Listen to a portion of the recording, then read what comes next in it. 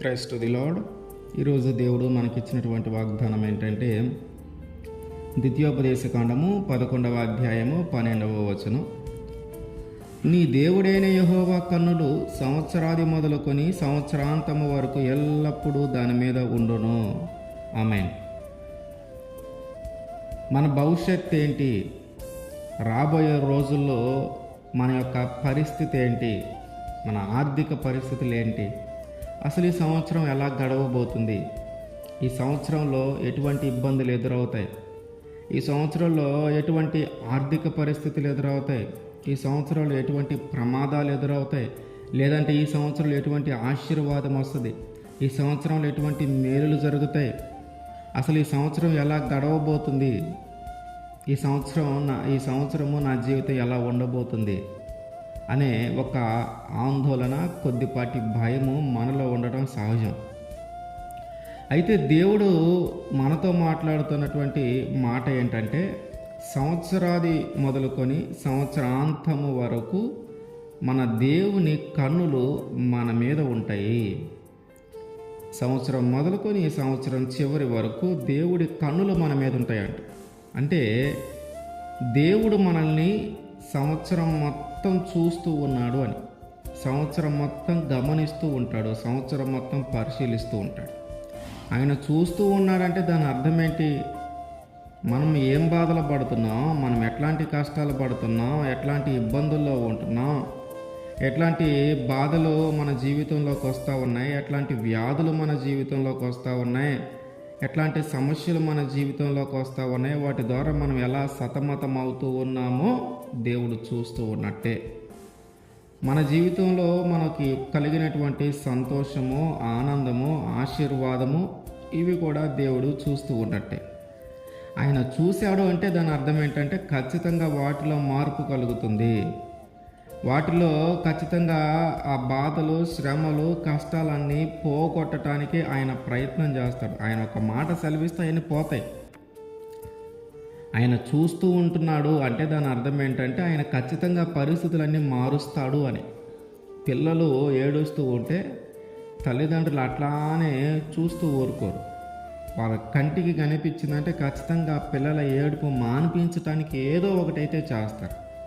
అట్లాగే మనం బాధపడుతూ ఉన్నామంటే, మనం ఏడుస్తూ ఉన్నామంటే, మనం దుఃఖపడుతూ ఉన్నామంటే, మన దేవుడు మనల్ని చూసినప్పుడు ఆ బాధకి కారణమైన దానిని, ఆ దుఃఖానికి కారణమైన దానిని ఖచ్చితంగా మన జీవితంలో నుంచి తీసివేస్తాడు.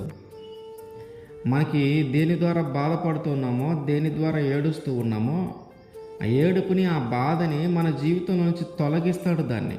ఎందుకంటే ఆయన మన తండ్రి, ఆయన పిల్లలము మనము కనుక మనం ఏడుస్తూ ఉంటే ఆయన కూడా తట్టుకోలేడు. మనం ఏడుస్తూ ఉంటే ఏదో ఒక విధంగా ఏడుపుని మాన్పించటానికి, ఆ ఏడుపును మనలో నుంచి తీసివేయటానికి ఆయన కూడా ప్రయత్నం చేస్తాడు. కనుక మన జీవితం ఎలా ఉండబోతుంది అనే దానికంటే కూడా ఈ సంవత్సరం అంతా దేవుడి కన్నులు మన మీద ఉంటూ ఉన్నాయి. ఈ సంవత్సరం అంతా దేవుని కనుదృష్టి మన మీద ఉండబోతుంది.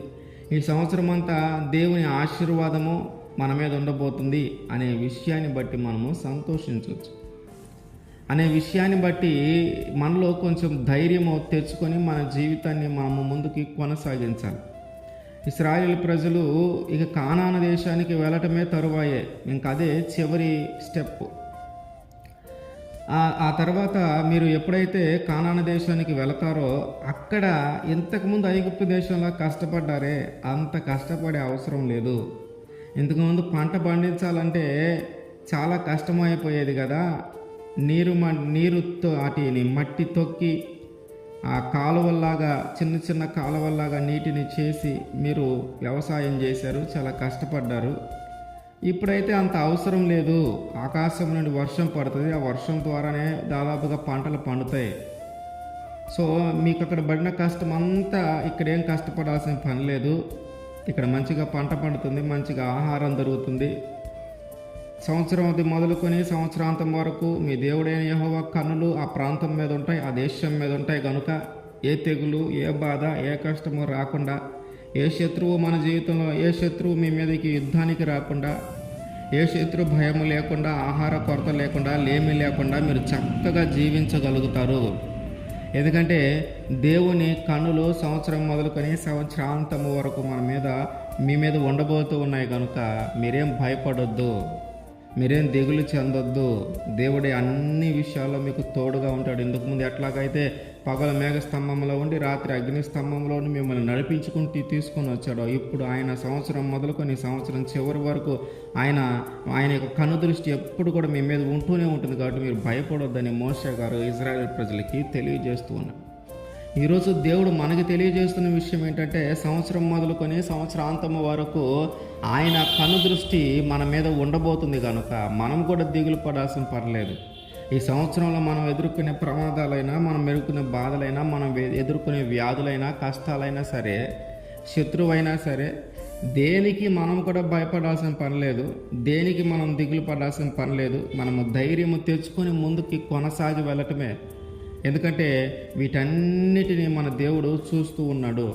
ఆయన కనుదృష్టి మన మీద ఉంది కనుక, ఆయన మనల్ని చూస్తూ ఉన్నాడు కనుక, ఆయన మనల్ని పరిశీలిస్తూ ఉన్నాడు కనుక, ఆయన మనల్ని గమనిస్తూ ఉన్నాడు కనుక వీటన్నిటి నుంచి ఆయన మనల్ని ఖచ్చితంగా విడిపిస్తాడు.